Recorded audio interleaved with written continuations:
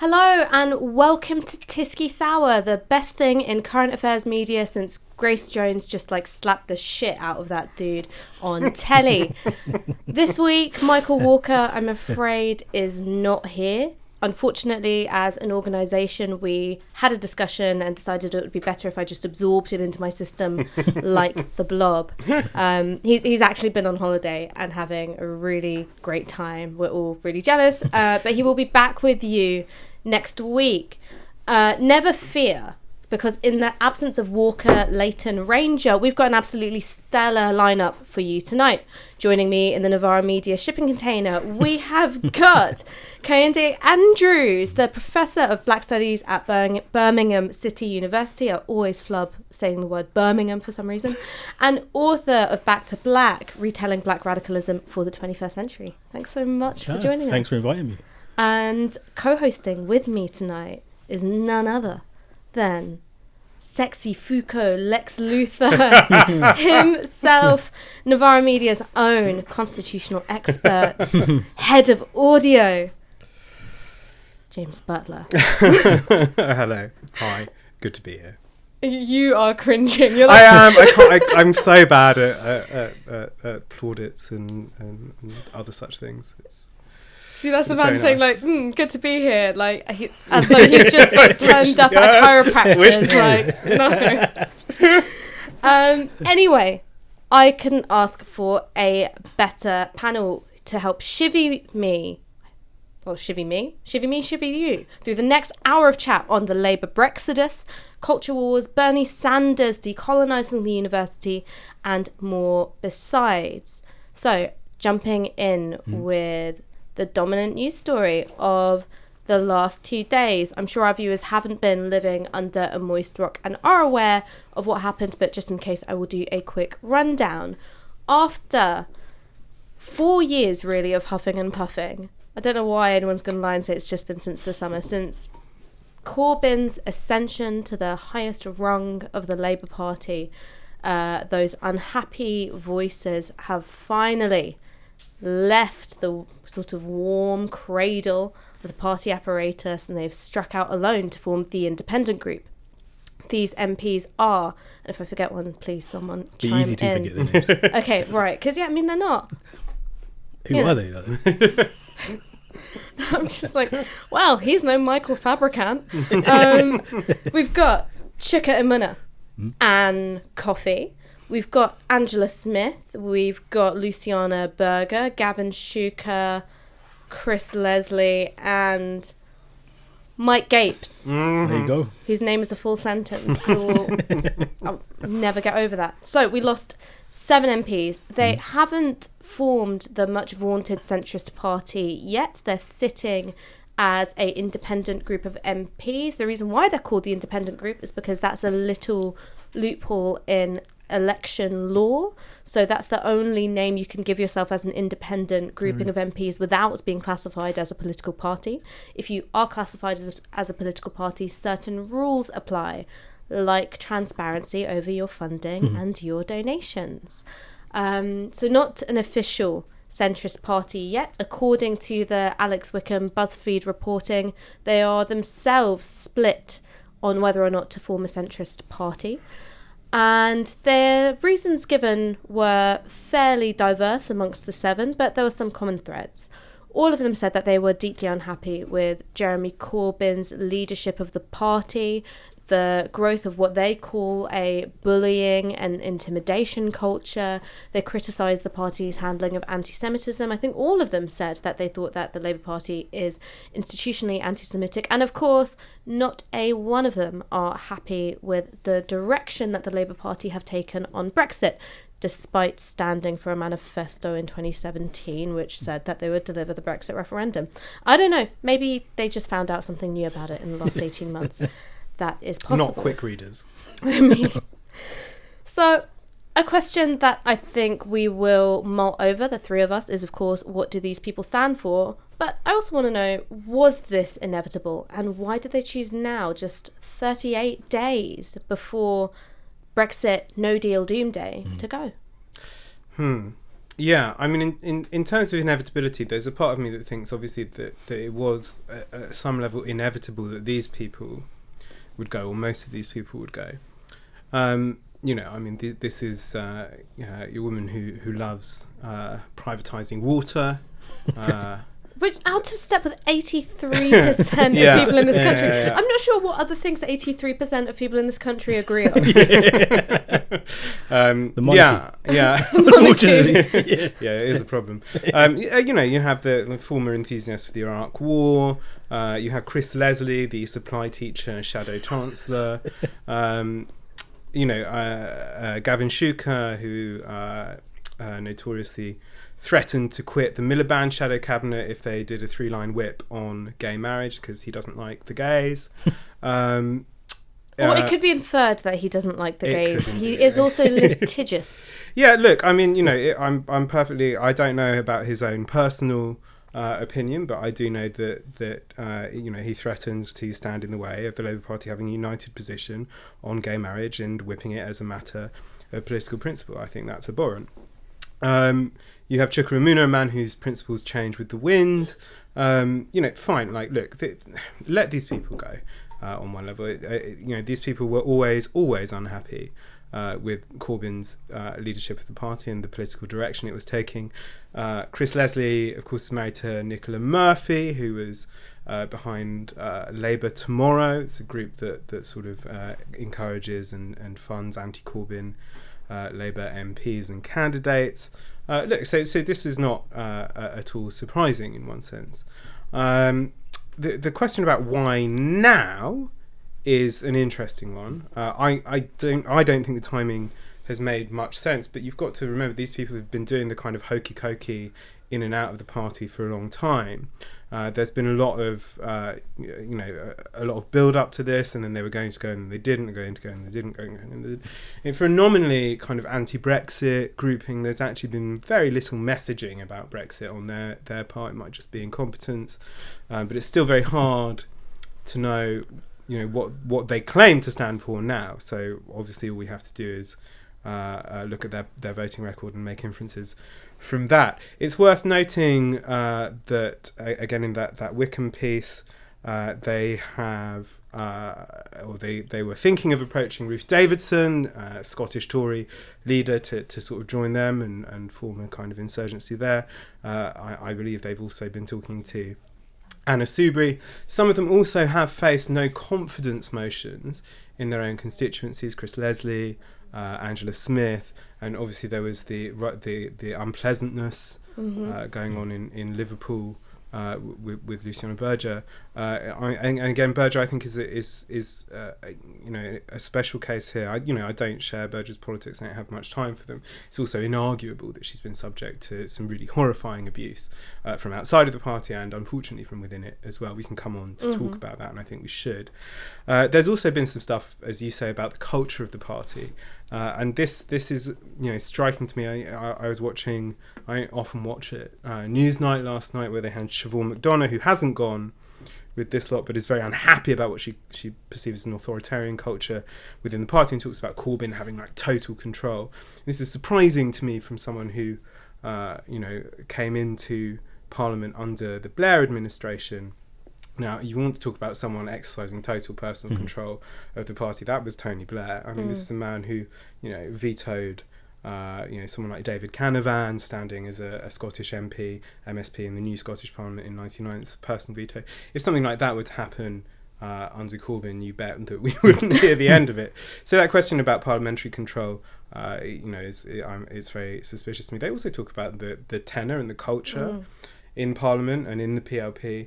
You know, I find it very hard to take this seriously because these are the people or associated with the people who talked in the coup against Corbyn of trying to break him as a man. And if you look back at some of the reports of the parliamentary party meetings at the time, they sounded frankly unbelievably brutal. I mean, did I ever tell you the story? I mean, I think you know this story actually, but I'm not sure if you do. Is I bumped into Jeremy Corbyn during the coup, and I was working in a pub at the time, and I just finished my shift, so it was like, I don't know, maybe midnight, something like that, and we were on the tube, And he's just sitting there with his wife and like, you know, plastic carrier bag of documents or something. And there's me absolutely stinking to the high heavens of beer.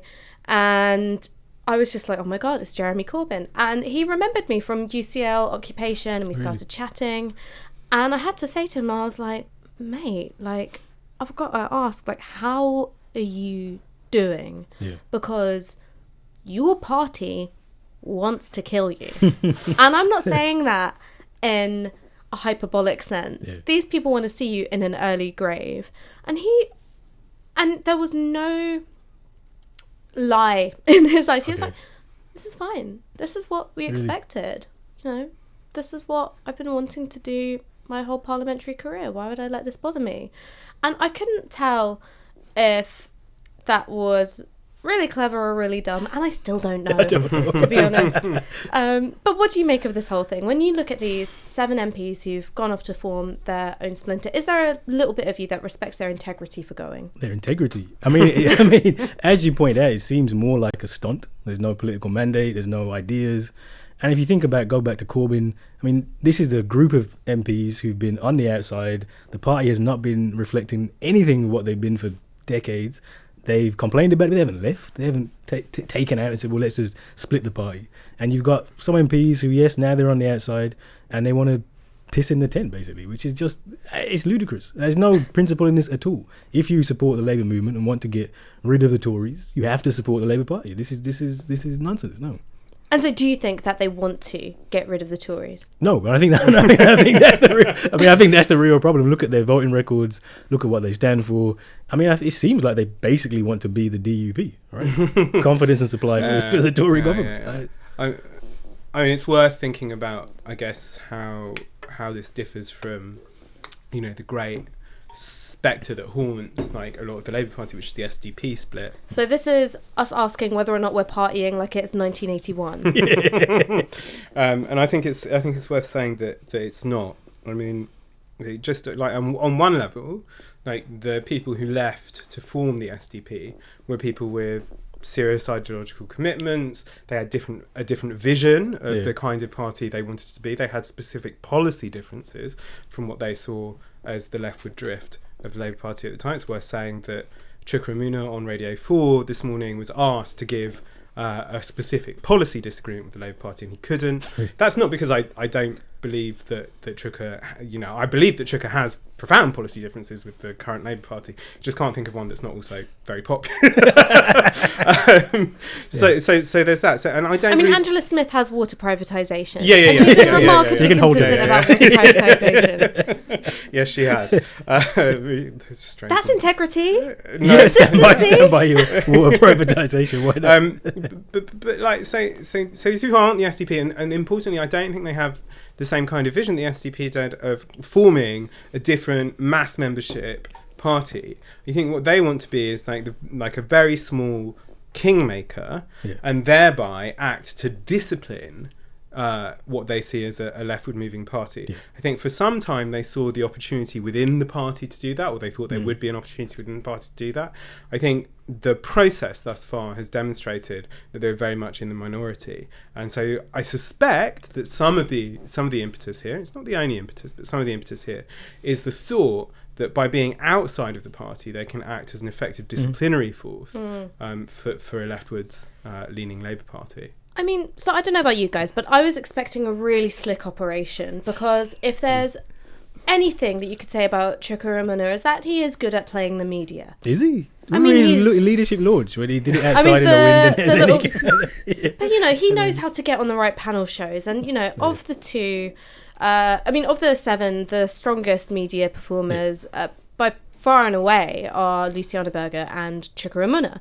Luciana Berger, I think, has got differences of principle in terms of being seen to be pushing a sort of party political and petty agenda when her issues they run a lot deeper. But I was certainly expecting a very slick media operation, because also they've been going to Washington think tanks for policy ideas. There's all this talk about David Miliband returning over the water, like Daenerys Targaryen on the back of John McTernan flapping his wings to, you know, rescue us from the spectre of the left.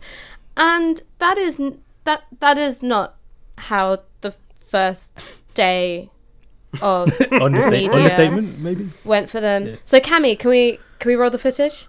Yep. Here it is. You know, the recent history of the party I've just left suggests that it's not just about being black or a funny, you know, different from the BME community, but the Jewish community equally. So that was Angela Smith of Penistone and Stocksbridge fame on Politics Live with me yesterday, gesturing in my direction and referring to people of colour as having or being of a funny tinge. Now, there's been a lot of outrage about this, and here's one of the reasons why I think some of that outrage is misplaced, because you do race studies. This is something I'm really interested in, and we've talked at length about the problems of identifying oneself. There are problems with political blackness as an organising umbrella. There are problems with people of colour as an organising umbrella. But are there many problems with people of tinge? People of tinge, or funny tinge? She's actually a genius, and she solved the decades-long debate about identity politics. Right? We just funny tinge. I love it. We should get on badges and put it on T-shirts. We should embrace it. What do you think was going on there? Because I can't explain it. No, I mean... You're a professor of tinge studies. Professor of tinge studies. No, I think this is actually... I've talked about the psychosis of whiteness before, and there is no rationality here. And I think sometimes when you just see the in its bald this is whiteness in its purest form, totally and utterly nonsensical. I mean, funny tinge, really? Speechless. I didn't even know what to say or to think. And especially given that one of their arguments to break away was anti-Semitism and equality, and then the first thing you go and do is say funny tinge. I mean, I think, and I need to say this as like a matter of fairness. I think, so the discussion was actually, this wasn't a sort of, you know, back and forth about the Labour Party and anti-Semitism. This was the last bit of the programme. So this is what is known as the soft pedal segment, which is if you're an MP on that panel, you don't have to talk. Oh, really? You don't have to talk. You just sort of let the pundits wax lyrical about something, and you go, you know what, not my circus, not my monkeys, I don't have to do this. And it was an academic called, I think, Robin DiAngelo, whose new book White Fragility is out. Yeah. And we were talking about the nature of racism. And I had just shared that I've got a mixed by marriage family. So my stepdad is English, so are my two stepbrothers and baby niece and nephew.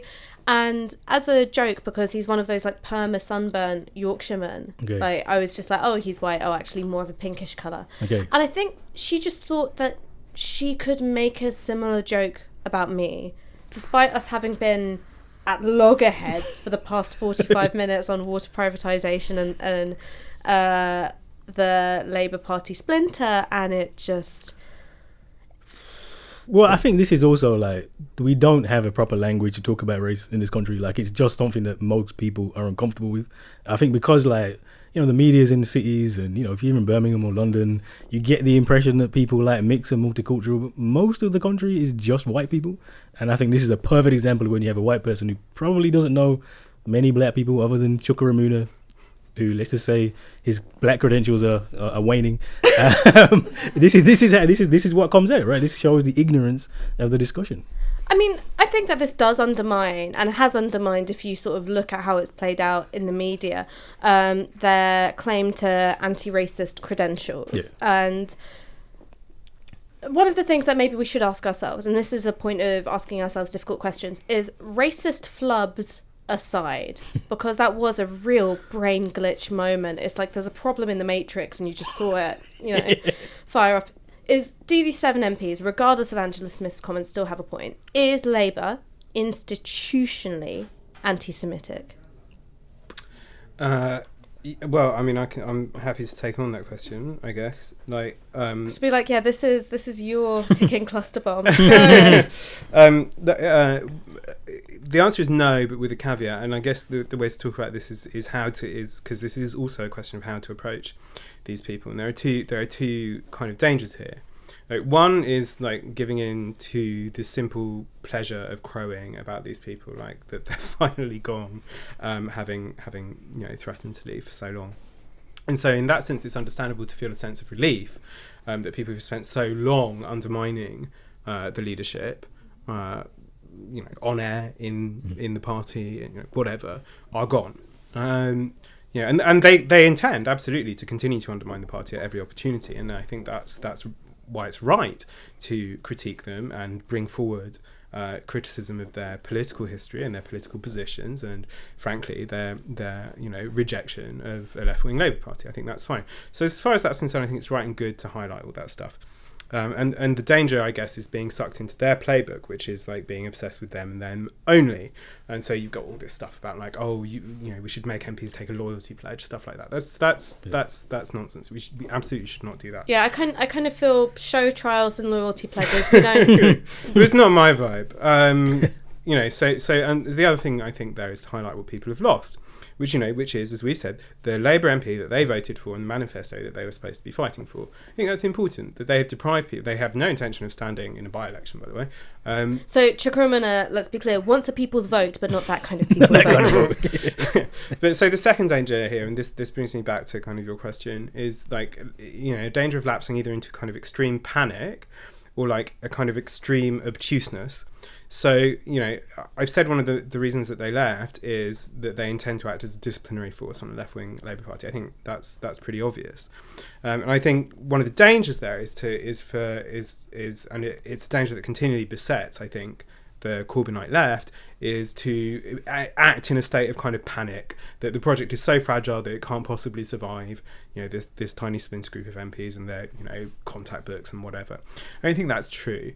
So I would say to people that it's important to have confidence in the policy and the political transformation of the party and so on, not to be pulled away, from it by the enthusiasts of landlords and stuff like that. That's whatever. But the obtuseness, I think, goes more to your question. I think it's wildly obtuse and playing into their hands to deny that there have been problems in the party on this stuff, and especially including the abuse directed at Bergering, which continues to be directed at her. The conspiracy theories about our Labour friends of Israel and this kind of stuff. Like this, it's political poison. And also, so you don't need those conspiracy theories to talk about the effect of groups like Labour Friends on Israel in inhibiting the ability to express solidarity with Palestine. You don't need the conspiracy theory to make the point. I mean, I think it's also worth saying that, so I don't think the Labour Party is institutionally anti-Semitic, because when we talk about institutional racism, it has a particular political history and it talks about the way in which institutions deal with these things. I think the Labour Party's institutions have been slow. They were developed in an era without mass party membership. I think they have been particularly, slow at dealing with this stuff. But there is, and I think the problem here is less to do with the institutions of the party, which I think, and it's fine to say that look, the party has lost a large section of the Jewish community by being slow and being inadequate in responding to this stuff. And I think that's true. The answer to that is not, therefore, I think, developing a process whereby, Jeremy Corbyn personally kicks out, everyone who has been reported.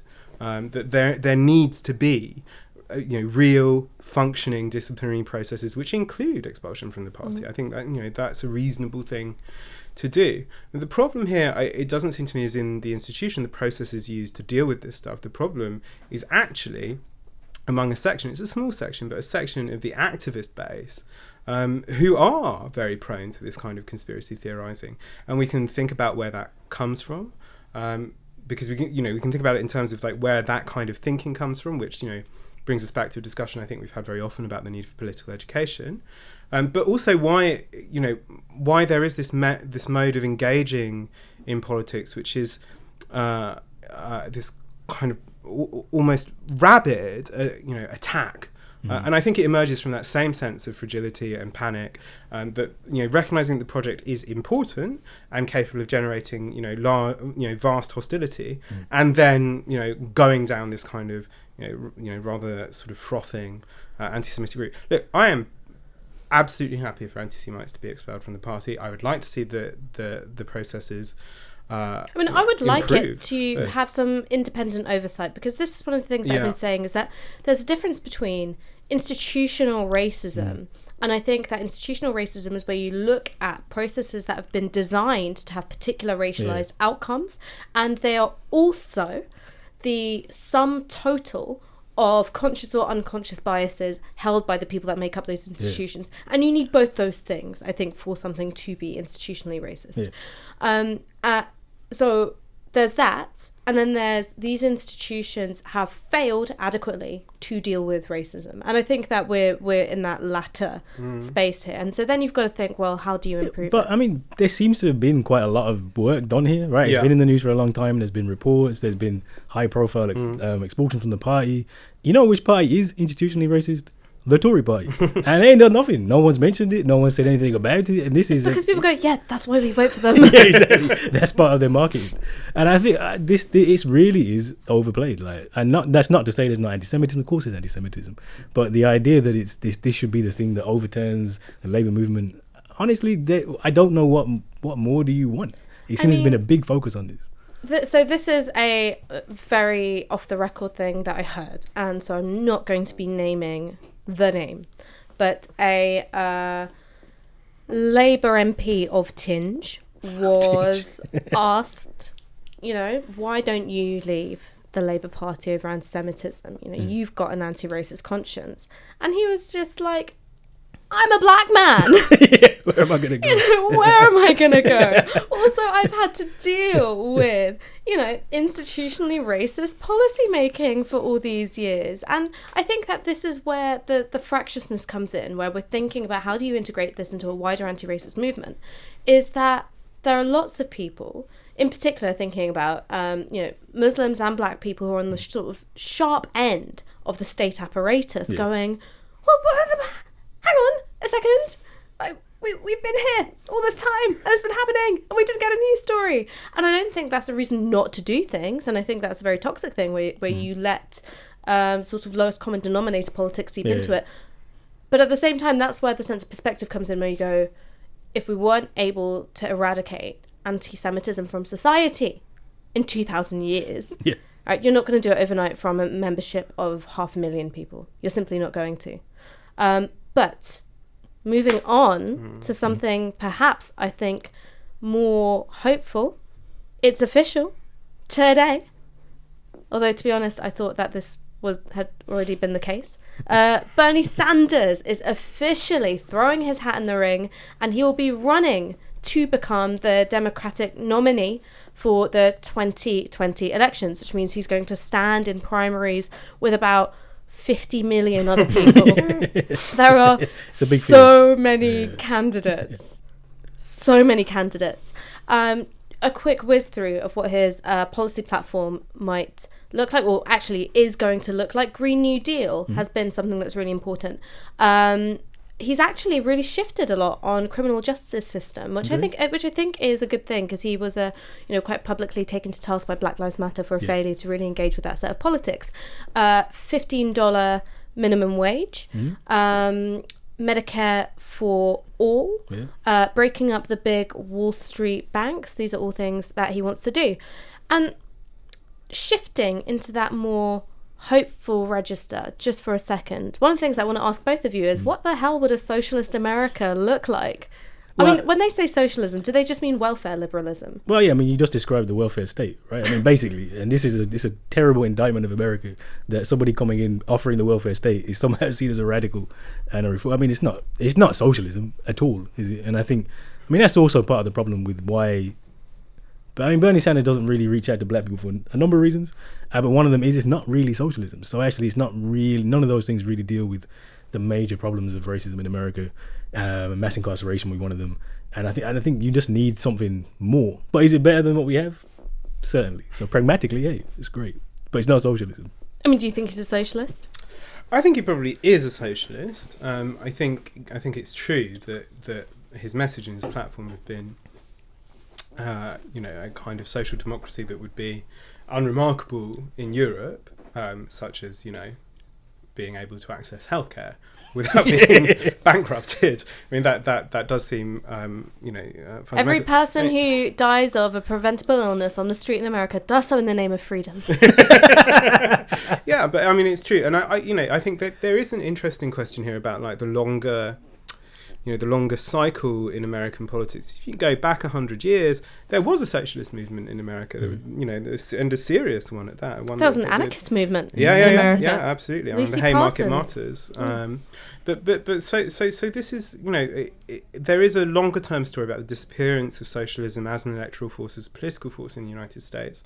And I mean, that's probably too much to go into here. I mean, I think it's... You love this stuff. No. I mean, I think it's interesting. One of the things that's very evident in terms of like 19th century socialism in the US, sort of mid to late 19th century, or early 20th centuries, you have like the longer term legacies of people who moved over in waves of migration from Europe. So we're talking kind of Jewish immigrants in the north. There's some German immigrants further south. And you have kind of, they bring a kind of post-1848 socialism with them. And it's a really interesting question of like these longer term networks that are formed, as in the wake of unsuccessful struggles, but which kind of transform over time and develop there. There is, of course, I mean, also like, there is a strong black left, or historically in the United States, there is a strong black left. And it's curious to me the way in which that it's both fetishized, in terms of like people talk about, a bit more recently, they talk about kind of Black Panther, breakfast programs and why that's a kind of great thing. But it's left, in this kind of historical box where there's not, necessarily much engagement with, the kind of deep legacy. And again, this is painting in very broad terms. There is some of that going on. There are big questions about the way in which the DSA is reformulating itself. So the DSA I would think of as being to the left of Bernie Sanders actually, certainly among its grassroots. And there's there are absolutely political conflicts going on within it between people who want to fight for a kind of sensible socialism, and that's the kind of stuff we've been talking about, and other people who want to reinvigorate the left a bit further. And so all that, as far as I'm concerned, is very, very hopeful. Someone like Ocasio-Cortez, I think, is a tremendously interesting study, and someone who's capable of really starting to bridge that a bit more. Partly because she's pretty much looks electorally safe. I don't think any of the there's mooted primary challenges. I think that she's probably going to be safe, and if she's relatively safe in terms of the electoral cycle, that gives her a bit a bit of a vantage point there.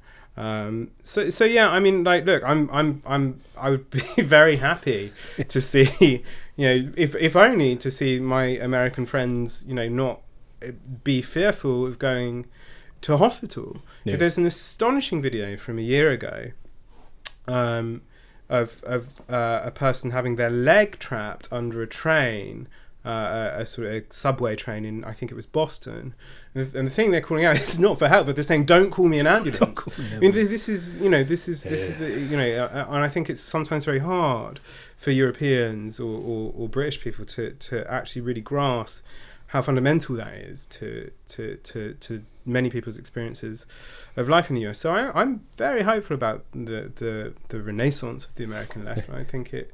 I think it has perhaps some way to go, but then don't we all as well? I mean, maybe thinking about measuring Bernie Sanders up against some of his, his competition, really, in terms of the Democrat primary. Now, I'm not going to go through all of them because I don't have 5 years to waste. I've got a life to live. But let's go through some of the front runners. What about Joe Biden, right? Rumours has it that he's going to announce his intention to run. I mean, I thought that he would just look like a Washington apparatchik, no chance. But before we went live, I think both of you had some differing opinions. He's a white man. I mean, look, we always associate identity politics with black and brown people, but Trump is the perfect example that identity politics are just as important for white people. And had Hillary Clinton been a white man, I am 100% certain she would now be president of the United States. So there is kind of like a safe pair of hands. Get a white man who's everybody kind of likes. He's not controversial. And I think there'll be a lot of appeal, especially because a lot of the other candidates are further to the left, what America call the left. Biden's a safe. He might win. He's a safe pair of hands.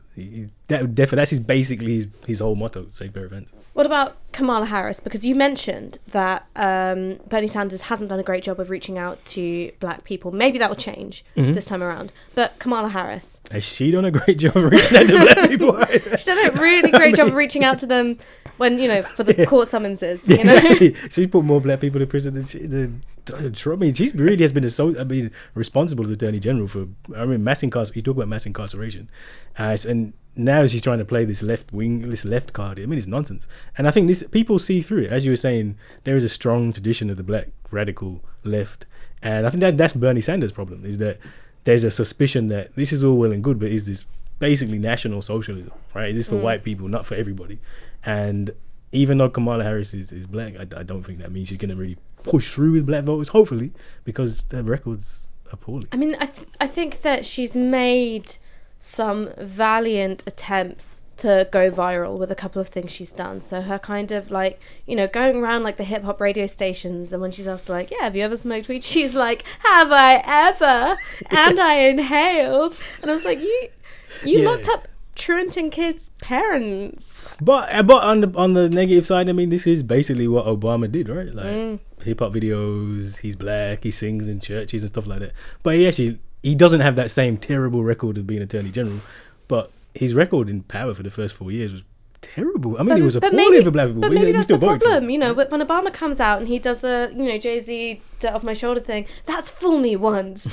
And then Kamala Harris comes along and she's on Ebro in the morning and all of this, and it's like, not gonna fool me twice. And the problem is though, and it's the same problem you have in the UK with the left here or in any event. She's a black woman, and the majority of the population are white people who vote, old white people in particular. And I just can't. Honestly, I can't see it. We've got a white lady though, Elizabeth Warren. No, she's not white. She's Native American. That was again one of those soft pedal ones where it's like you didn't have to do this to yourself, Elizabeth. You didn't have to do this. You could have just been the Medicare woman. Yeah, and people would have loved it. Yeah.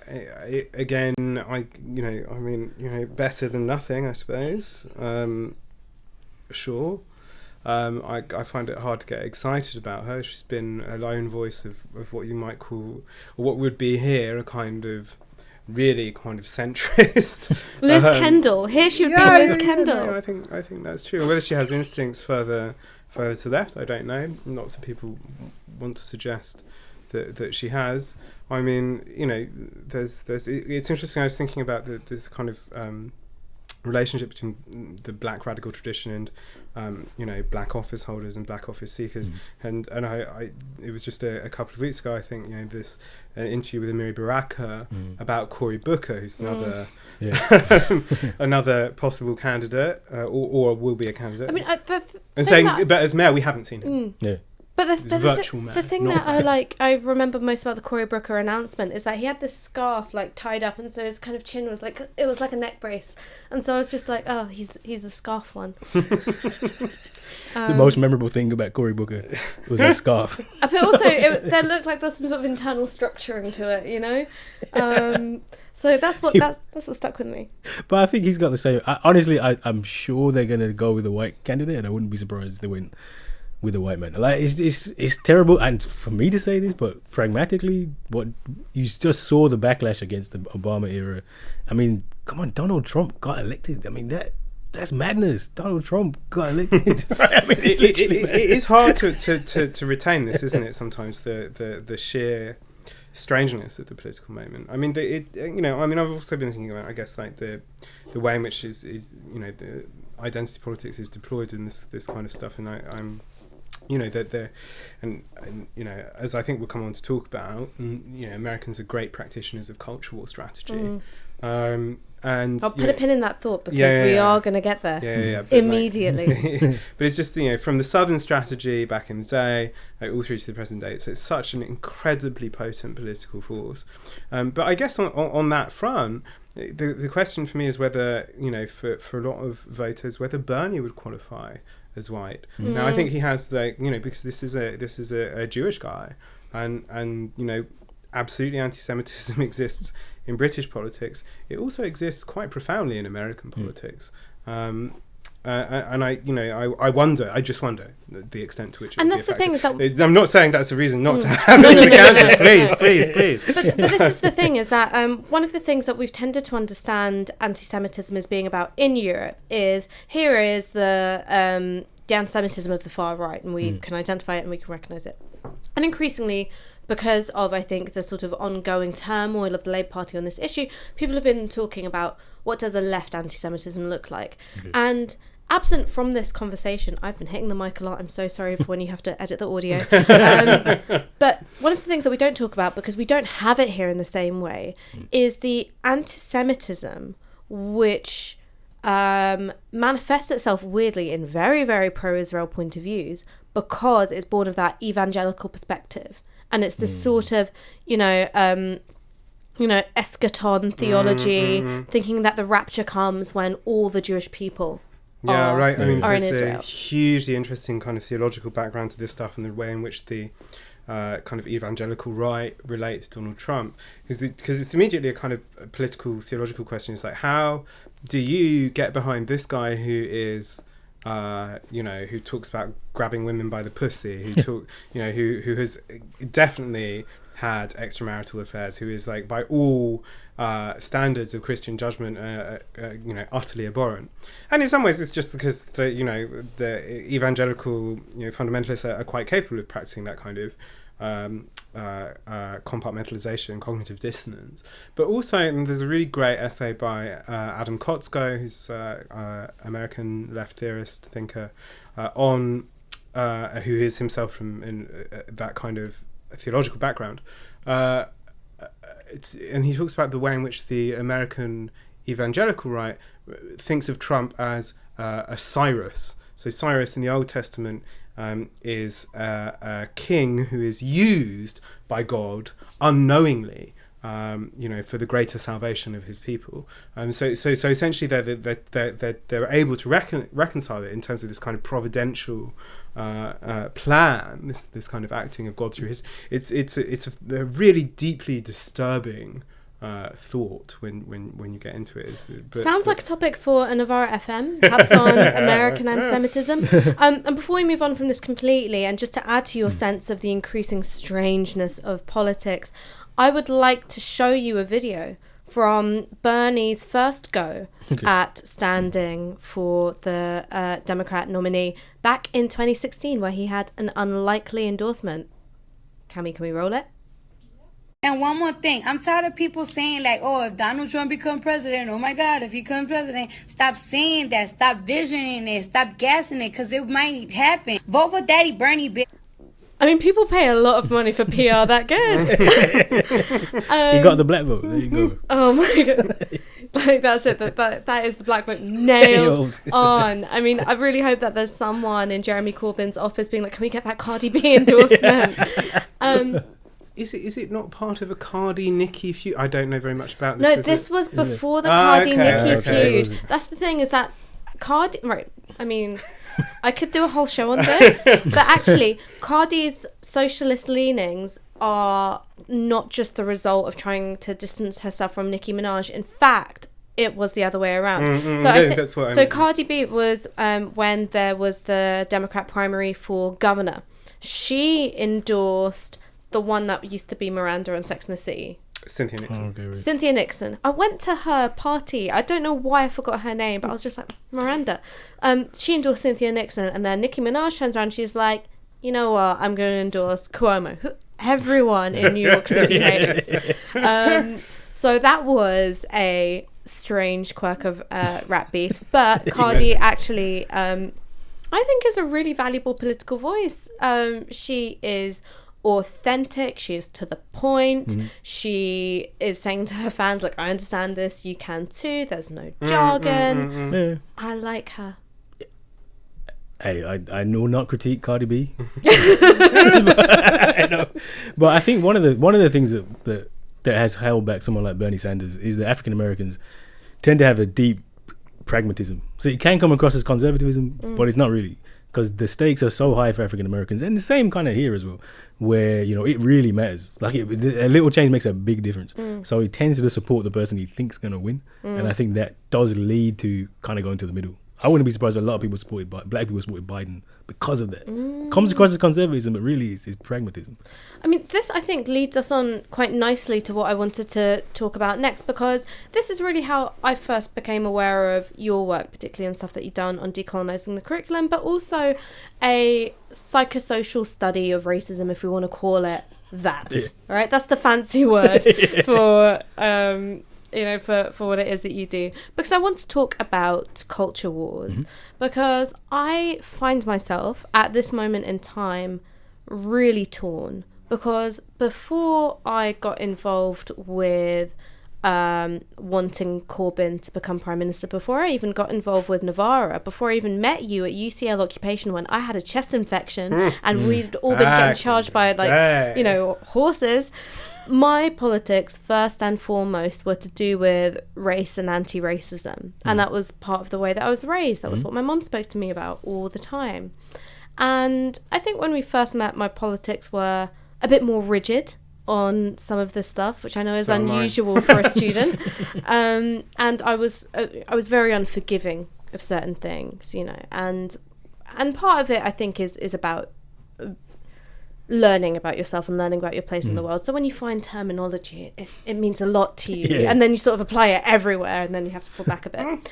And then with the left being this close to power in the UK and having reshaped what the economic consensus is on lots of things. I mean, during the summer, John McDonnell announces Meidner Plan 2.0, and even the Financial Times are like, yeah, sounds really reasonable, when poor fucking Ed Miliband was like, hey, do you want to tax the occasional mansion? And Mylene Klass was denouncing him on Channel 5 or something. Yes. Yeah. Remember that? When she was like, you can't just point at things and tax them, and Jeremy Corbyn was yes, we can! That's a great point. That's a great point to tax them. I was like, that sounds amazing.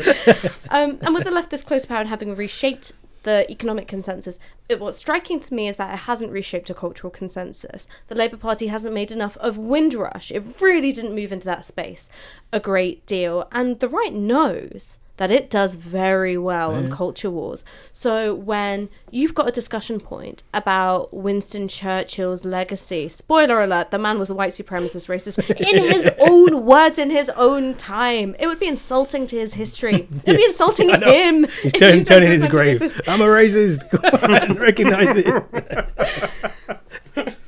But they do really well on that ground. And and here's the thing, is that at the moment, to me, politics seems like it's a big fight between who wins on what vision. Is it a vision of a shared past or a shared future? And I'm scared, as someone who really values anti-racist politics, that if I articulate it as strongly as I want to, I'm playing right into the culture wars narrative that the right wants from me. That's true, right? And I think what we really underestimate how important that racism is to politics. I mean, think since Thatcher, the last 40 years, there's been 13 years of Labour rule. And what is it that has kept the Tories in power for so long? Is they play racism really well. It's anti-immigration, right? And actually, Corbynism would be really popular if we just said this is National Socialism. We just said, look, it's just for white people, close the borders. Which is why Corbyn's done exactly what he should do with Brexit. Corbyn cannot come out and say, yeah, all the immigrants come in, because that does play 100% into it. To get the Labour majority, you have to win between. I always drive from Birmingham to Manchester, and it's literally, after you get out of the city, between city to city, it's just lots of poor white areas that voted Tory, right? Those are the people you need to convince. And the way that the Tories have kept them on side, when it makes no economic sense at all, is because they play to this idea that, we look after you, it's not about the migrants, etc., etc., etc. And they played that book to perfection, and the left has not been able to deal with it. So what you're saying is that Tories play the race card better than anyone? Of course they do. I mean, come on. Think about after the coalition, really unpopular government, looked like they were going to do really badly in the polls. What did they do? They just doubled down on, they just took UKIP's platform, and that saved them, right? I mean, basically, right? I mean, the news today, which I think is, and it's just a couple of hours ago now that it started breaking, and I think is really interesting on this, and it feeds into a wider story of the way in which race is deployed in culture wars. Is the Home Secretary Sajid Javid has written to the parents of Shamima Begum and said, we're going to strip her citizenship. Please inform her. We're going to make her. We're going to remove her citizenship rights from her. I'm unsure of the legal background to this because it's legally problematic in some ways for the state to strip. Well, I mean, just on a narrow legal question, it's quite difficult. On a political level, it's fucking horrifying. You know, and I do think this is, you know, it's a real cultural war point, right? Like, we're going to strip citizenship, this valuable thing, from this, you know, what do they call her in the papers? The ISIS bride, stuff like that. It's a real strong cultural war point for the Conservative Party, and they know it, and that's why they're doing it. Because they could have made a law and order point if they wanted to, and this is what Jacob Rees-Mogg essentially did. Although I think what he was doing on Question Time was, and this is why he's such a canny operator, is that he goes really hard, and then says something unexpected, and you go, oh, he's unexpectedly reasonable. And he knows that hymn book, and he sings from it. But he made essentially a law and order point, which is, this is what the law says, you bring her back, she faces trial here. And in some ways, that is a very traditionally conservative argument. Yeah, and I think, continue to have a government that deports criminals to other places? I don't even know what's the discussion. She should be on a charter flight a long time and should be in Heathrow right now for the UK to deal with. This is legally, this is outrageous. Yeah, really. Yeah. And it's also, I mean, it's politically terrifying. I mean, you know, if the situation were reversed, right, and there were, you know, Syrian over here. You know, there would be no question that people would think that you know, a Syrian terrorist here should be, you know, that had come over in order to overthrow or participate in a civil war against the British state. There would be no question that the British public would think that you know, that it would be absurd to expect them not to be returned. That's obvious. What terrifies me though here is that in some ways this is like the ideal test balloon for a Home Secretary to say, you know, yeah, we're going to beef up our powers to strip people of citizenship. And the thing that I think is important here is that it's a very simple political point, and it's a political point that's sometimes lost in the UK because actually, you know, there has been a relatively stable system of government here for some time. You know, the use of arbitrary power, although it exists on the part of the British state, don't get me wrong, has not been dramatic or scandalous in the same way that it has been elsewhere. There's not been any kind of sharp break in government. These rights to citizenship, rights to legal process, rights to challenge, you know, the arbitrary actions of the state, these are not rights that exist just for people you like. Yeah, exactly. The fact that they're guaranteed for you means they're guaranteed for other people. But this is the Aaron Kanani point, I think, in The Muslims Are Coming, and also I think a bit in The End of Tolerance, and that's why I think he's such an astute writer. So for anyone who is watching and on the live chat and you're sort of wondering, how do you familiarise yourself with some of these ideas very, very quickly, I would say read Aaron Kanani. And one of the things that he says is that precisely because we racialised the idea of citizenship, who has it, what it confers, and who it's stripped from, it means that people who are British-born white citizens don't mind that their own has become more precarious, as long as someone else is more precarious. And it's, you know, it's a wedge, right? The use of this kind of legislation in a particularly racialized setting, then it, you know, there's no such thing as, you know, trickle down on rights, but there is trickle up of precarities. Then it starts being used to police and to surveil and to monitor the poor and so on and so forth. But this is the thing that I particularly want to press you on, which is, can you do anti-racism and economic left populism at the same time, or do you have to make a choice? Can you? I mean, you can. I guess it depends. I suppose it kind of depends what the goal is. I think this is, if you look at the Labour Party bind, which Corbyn's in, I don't know if he's pro-Brexit or anti-Brexit, but because of that immigration rhetoric, you just have to be, and the Labour Party has to be anti-immigration to get in power. That's just the reality of the Labour Party. Now, the question is, do you push electoral politics? And we're talking about socialism, talking about radicalism. Maybe political sphere, maybe the Labour Party can't possibly provide this. And this is basically my argument, is that within the formal structures of politics, of course you can't. Right? Within the of course you can't. No, do something else. Like, why are we relying on the Labour Party? And I think that actually, the real truth is that the left, the far left of the Labour Party should have broken off they're the ones who should have broken off, because understanding that their politics, this can't work, because there is a real problem in this country. The majority of the people are white. Obviously, whiteness is important. It kind of does frame a lot of these debates, and it is. And I have to say, if you want to get elected, then anti-racism is a bad idea. Like, it really is. Oh, that's so reassuring. But before we move on to our last topic of discussion, which will be about decolonising the university, one, I want our viewers to just come on, give us your questions and your comments, and we'll try and work through them as quickly as we can. And two, I want to remind you that we are run nearly 100% on donations and subscriptions from our viewers, and we appreciate every single penny of them. It costs a lot of money to look this cheap. What we ask for in general is for the equivalent of an hour of your wage a month, or whatever it is you can give, and we will keep working around the clock to bring you the news and analysis and comment that really matters. I will keep working around the clock to give James Butler a migraine on a daily basis. So I do want to, get into this point about decolonising the university, because there's been an aspect of culture wars, is the idea that the campus has become a site of contestation and real battles. So you've got all these sort of young conservatives, by which they mean under 45, but they've also mostly all graduated, saying, university campus culture is coming to get you. And I'm like, you graduated when tuition fees were still £1,000. I'm not sure. I'm not sure, you're the voice of the youth. But and so that's one thing that's going on, which is saying that the attempt to decolonise the curriculum, if such a thing can be decolonised, I think you can diversify a curriculum. I don't necessarily think you can decolonise one, is a threat to historical study. And then on the other hand, you've got the Duchess of Sussex, Meghan Markle, secure the bag sis extraordinaire, pictured, I think, just last week in front of a Decolonise the University or Decolonise the Curriculum sign, and I think shaking hands with Baroness Amos from SOAS. So caught between two pincers as it is, from the sort of insurgent far right on the one hand, and then on the other from co-option, because I don't think that a member of the royal family, right, black, person of tinge or not, can decolonise anything, right? Unless she's actually fucking giving off parcels of land on the sly. I don't think she's decolonising anything. Caught as it is between those two things, is decolonising the university dead? Is decolonising the university dead?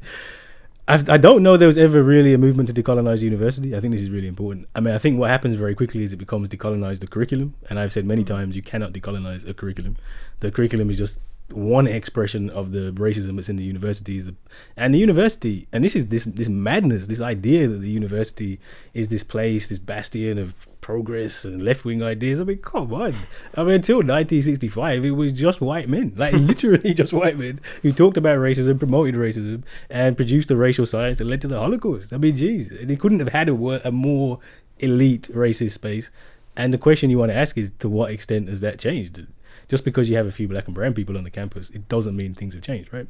So then the curriculum is just one example of that. So what we're talking about is not decolonizing the curriculum. We're talking about diversifying the curriculum, which A, isn't enough, and B, is really being used by the right as this culture war thing. Just the idea that you should, put some, admit the Enlightenment was a white identity project. Just put Toni Morrison on the first year literature course. I mean, that's all. The worst thing is that the students, if you just gave them a few black and brown thinkers, just a few courses here and there, people would be okay. A little, but you can't even do that. Like seasoning meme, just like a little sprinkling, right? A little sprinkling. Even to do that is somehow Melanie Phillips wrote a piece today in the Times. What is it? Decolonising the curriculum is sinister and wrong. and she's basically saying, look, white men are the ones who made civilization, so let's admit it. Yeah, it's super, super interesting. It just reminds me though of I've got an African Roman Empire who would a Roman emperor who would beg to differ, Septimius Severus. Funny tinge. Sorry, Emperor of Tinge. It does remind me though of this stuff, if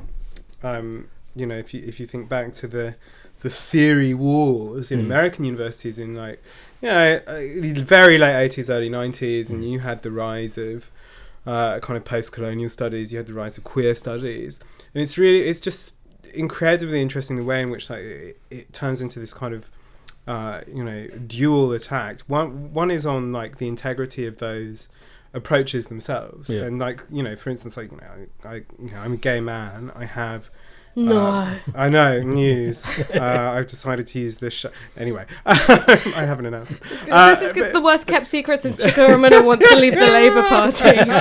but I have my differences with the kind of modality of politics that there is in queer studies. I find a lot of it frustrating, particularly when it's reduced to this kind of very, very boring, very kind of constrained form of intellectual engagement. But the attacks on it were invariably reactionary. Like this is an incoherent discipline. It has nothing to add, etc., etc., etc.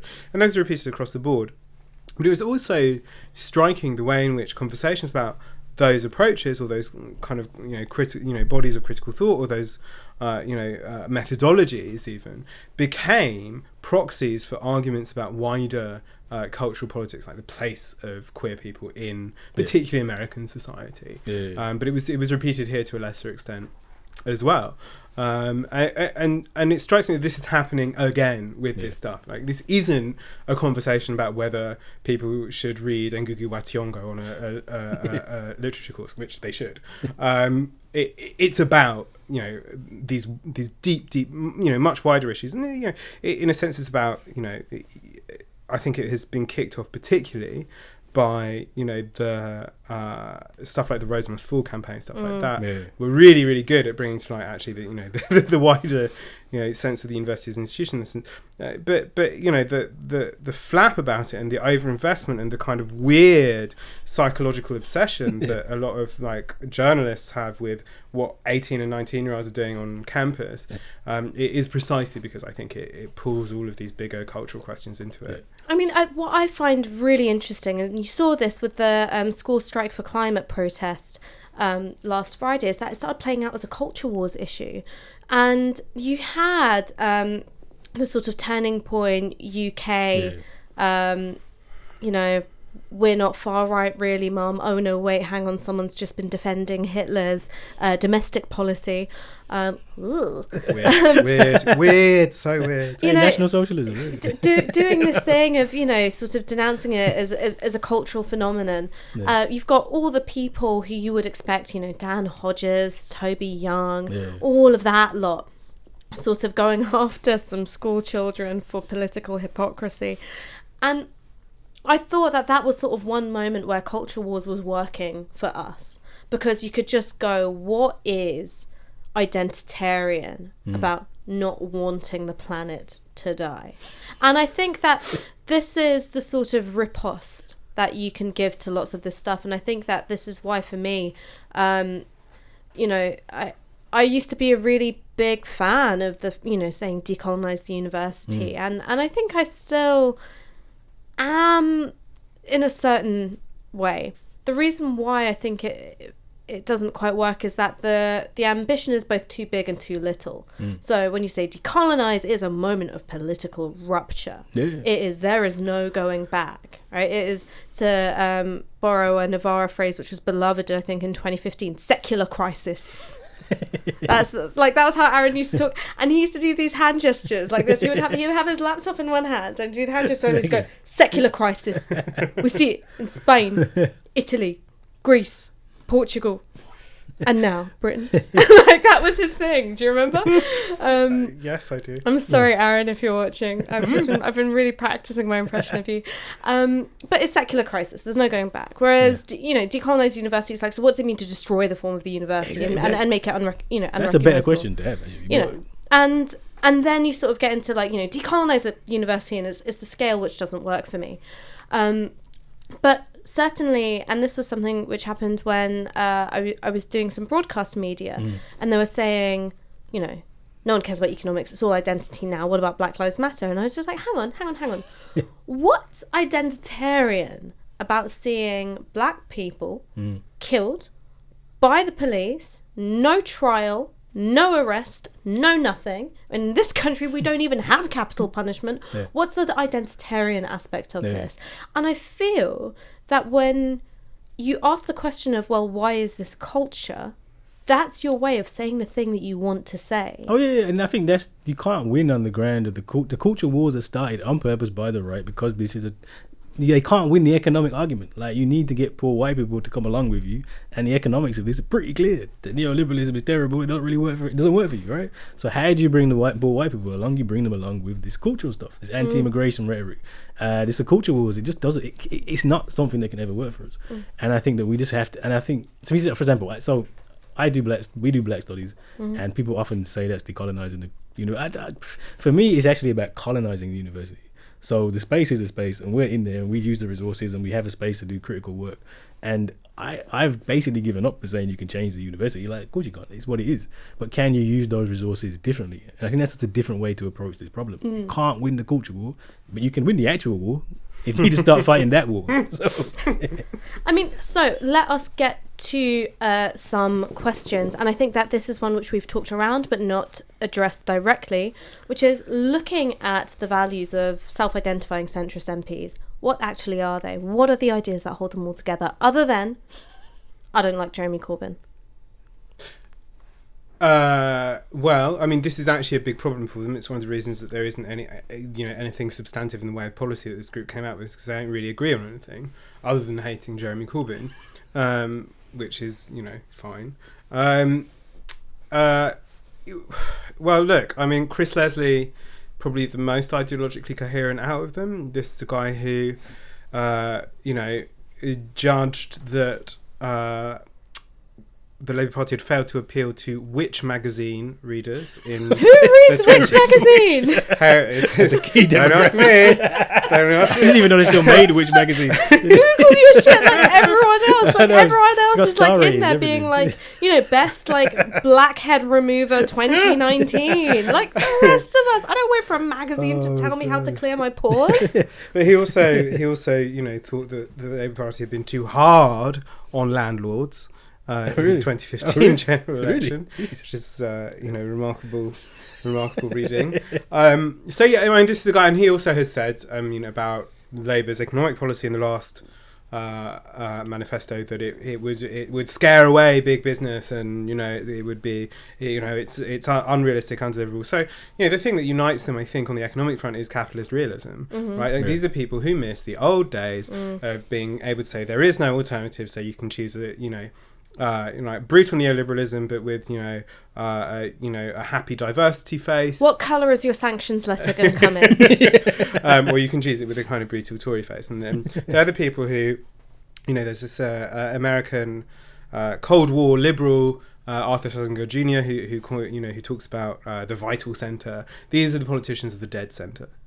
These are the people who really want things to reset to the way they were prior to 2008. Really, they are politicians of nostalgia. That, I think, is what unites them. I think is that that perspective economically, and it couldn't be more different than the way in which the leadership of the Labour Party now envisions its role. So it's not really a surprise on that front that they've gone.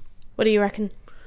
Yeah, I mean, I think it has to be that, right? That kind of banal third way nonsense. I mean, it just seems to be where the status quo is what you want, and you want water privatization, etc., etc. And that seems to be what they want. And as you said before, they want to discipline the left, which is so anti-democratic. I mean, imagine how could you be any more anti-democratic? I mean, they overtly make anti-democratic arguments. So there's a noted and somewhat potty centrist Twitter account, who I shall not mention by name, but I think you all know who I'm talking about, who was, when Ed Miliband, of all people, who is not a hard leftist, was tweeting his sadness. He was a communist. I fucking wish. It's one of those ones where you're like, that ain't how your dad used to do it, Ed. Oh no, he's cute now. He's been rehabilitated because he has a podcast, which is how all white dudes reinvent themselves. Really. James. I'm saying nothing.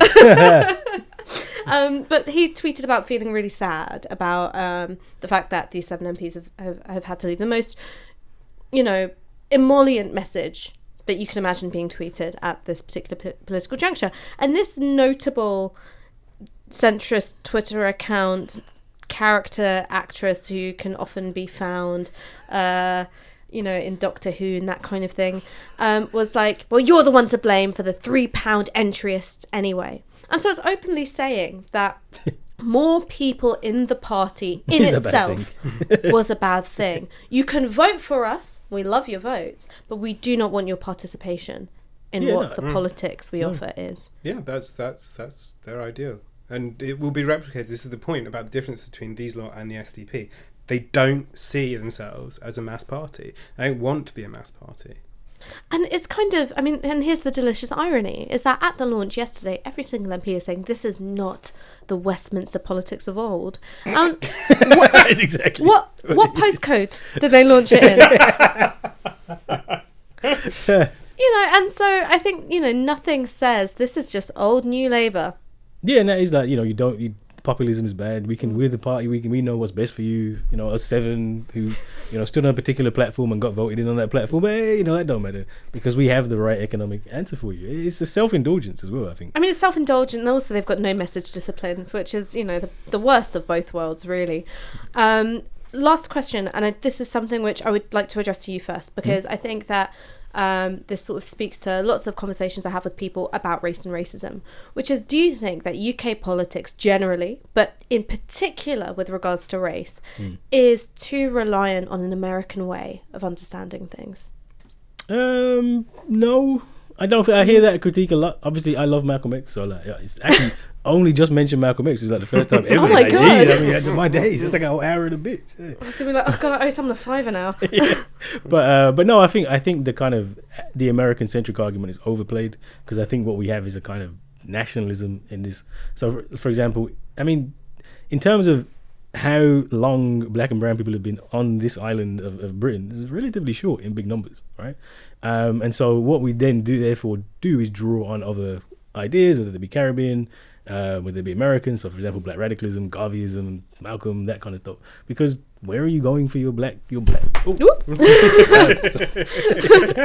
That's how excited you get to Garveyism. Malcolm X. Decolonising the Novara studio, please. No, but where are you going for your black British scholars? This is a short list, right? And actually, if you actually look at the way racism works, it's a global system rather than a local system. And America is just a more extreme version of Britain.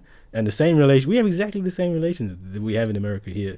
It's just you can see them clearer in America, which is why someone like Malcolm X, who died 50 years ago, thousands of miles away, resonates far more than people like Paul Gilroy, for example, Chuka Ramuna, certainly. But, I'm sorry, what a bizarre 3 names. Here you go. I know, I was throwing in random names. Paul Gilroy, and I was like, oh yeah, Uncle Paul, and then like Chuka Ramuna. I don't know. No. But I think the idea there is some kind of black British thing which is separate from any other. It's not, to me, it's nonsense. So I would say no, it's not too lit by the American. Not to say that you can't have the American influence too much, but I wouldn't say it personally. What do you think?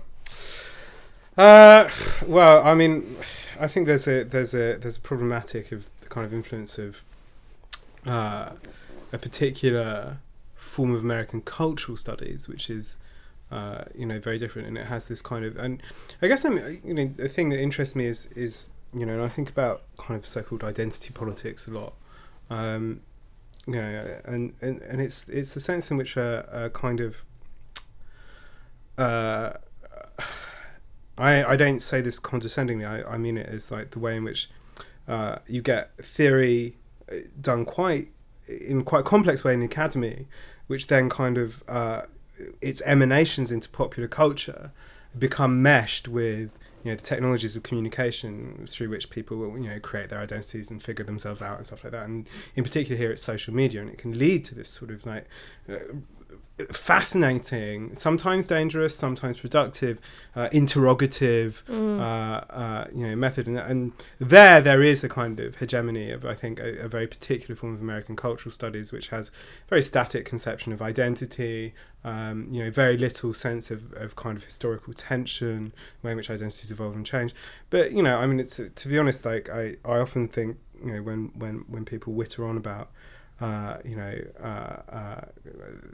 these kind of models of thought, they tend to be incredibly condescending, so I shan't do that. I'm going to do the most really annoying name drop thing. Okay. I was interviewing a Carla. And he was so dreamy. I was interviewing a Carla about this, and I was sort of saying, so what is the difference between sort of racial dynamics in America, racial dynamics here? And one of the things that he said is quite simply, here we don't really have monocultures, and when we do, they're white ones. But we don't have monocultures of, you know, racial minorities in this country. You know, yeah, maybe you've got, you know, Handsworth, but, you know, like still, like, you know, sort of mix of black and Asian here. So what you have to do is sort of think of the racism that we have here as a colonial relation and a class relation, and think about how these things overlap and work together all the time. And I thought that was a really good point, which is the one about monoculture. And I think that that's why, for me, some of the stuff that I think you're right is disseminated, particularly through social media, for me just doesn't quite fit, because it doesn't think about the difference between, say, the class experience of a Trinidadian South Asian, which is likely to be hella bougie, and a Bangladeshi South Asian. What wave of migration did you come here on? What was your experience of navigating the border, and what did that mean ultimately for your class position? What kind of job you would get, how you'd be racialized, so on and so forth. And similarly, doesn't think about the way in which cultural memory plays in. So the cultural memory we have of the Windrush generation is why the Windrush scandal got the coverage, if not ultimately the political outcome that it did. Whereas there were charter flights going to Ghana, going to Nigeria, going to parts of Africa, and because, you know, black African migrants didn't have that same place in the nation's understanding of its own history. And actually, I think that this is in a strange way down to Danny Boyle's Olympic opening ceremony, actually. And I know that you hate cultural understandings of politics, James, but I think I just hate that one. I think I saw one of your internal organs rupture with the picture, but I think stuff like that helps. I think people think of that image, and they think of that being at sort of the heart of a cultural moment which everyone watched. But yeah, I think place in cultural memory makes a difference. Whereas I think, racial dynamics in America are different. Yeah, I mean, I think that, obviously there's the migration thing's a difference, a big difference, in terms of how we understand race here. Certainly, like, you know, not having a big South Asian population in America means that a lot of that doesn't translate at all.